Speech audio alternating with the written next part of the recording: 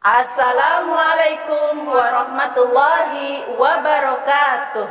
Selamat datang di bulan suci umat muslim di seluruh dunia.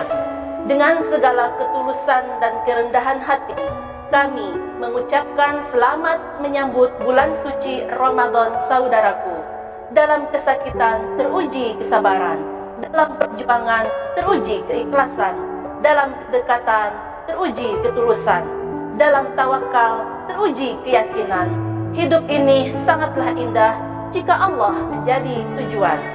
Sebelum cahaya ilahi dipadamkan, sebelum langit runtuh, sebelum pintu taubat ditutup, sebelum malaikat menjemput, sebelum Ramadan tiba, kami ibu-ibu DPP Missouri mengucapkan mohon maaf lahir dan batin atas kesalahan yang pernah dilakukan. Marhaban ya Ramadan. Selamat menunaikan ibadah puasa.